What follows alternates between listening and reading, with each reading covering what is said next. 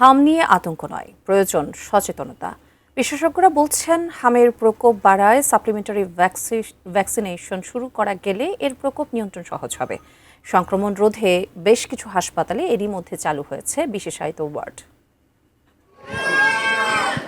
রাজধানীর অধিকাংশ শিশু ওয়ার্ডের পরিস্থিতিটা এখন এরকমই। গত বছরের তুলনায় চলতি বছরের প্রথম ৩ মাসে হামে আক্রান্তের সংখ্যা বেড়েছে বহুগুণ। আক্রান্ত শিশুদের হামের টিকা দেওয়া হয়নি বলে জানান অভিভাবকরা। হাসপাতালে আদরের সন্তানকে ভর্তি করিয়ে এখন উৎকণ্ঠায় দিন কাটছে তাদের। শুধু 9 মাসের টিকাটা দিতে পারি না, 7 মাস 3টা টিকা পাইছে। সোমবার থেকে হালকা হালকা একটু গরম, মঙ্গলবার থেকে পুরোপুরি জ্বর। রাজধানীর সংক্রমণ ব্যাধি হাসপাতালের তথ্য বলছে ২৪ ঘন্টায় এখানে ভর্তি হয়েছে ৪২ জন হামের রোগী। বছরের ৩ মাসেই হামের চিকিৎসা নেওয়া রোগীর সংখ্যা ৬৫০। ২০২৫-এ সারা বছরে যা ছিল মাত্র ৬৯।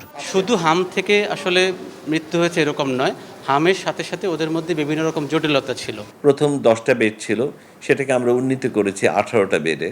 তারপর থেকে সেটাও কুলোচ্ছে না। তারপর আমরা সেটাকে পুরো ২ নম্বর ওয়ার্ডটাকে ৪৪টা বেডে পরিণত করেছি। যে কোনো ভাইরাল ইনফেকশন আমাদের এখানে এপিডেমিক তৈরি করতে পারে।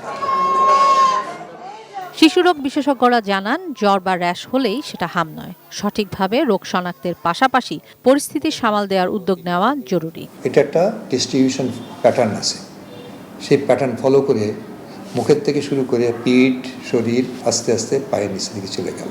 যখন র্যাশটা অ্যাপিয়ার করলো তখন জ্বরের তীব্রতা আগে যা ছিল, আগে মনে করেন ১০১ ছিল, এখন ১০৩ হয়ে গেল। এই যে তীব্রতাটা বেড়ে গেল, এটাই হলো হামের লক্ষণ। বেশি জোর দিতে হবে কোথায়? পানি, লিকুইড, জুস এইগুলো দিতে হবে, যাতে করে সে ডিহাইড্রেশনের শিকার না হয়। আক্রান্ত শরীরে যে ভিটামিন ডি এ থাকে, এই এটা কিন্তু আমাদের শরীরের জন্য খুবই জরুরি। তাহলে এটা যদি ঘাটতি হয়ে যায় তাহলে অনেক বাচ্চা কিন্তু চোখে দেখতে পায় না।